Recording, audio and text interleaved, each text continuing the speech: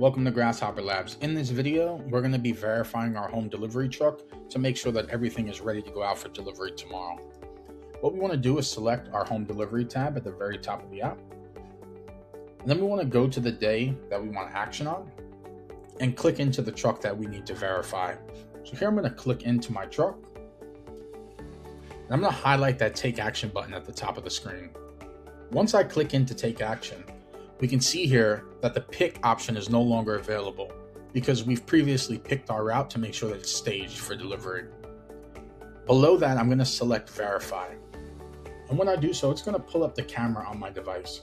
And all it's asking me to do is scan the labels for the items that are going out for delivery to make sure that we have everything that is expected to be loaded. So here I'm going to scan my label. And now you can see that at the top of the screen, it's letting me know that I verified 1 out of 3 pieces. And I can just walk down the line past these pieces, scan my label to make sure that nothing was added or removed without authorization. And then when I scan my last piece, we're going to be prompted with an alert letting us know that our verification has been complete. And this is how you verify your delivery routes on the Grasshopper mobile app.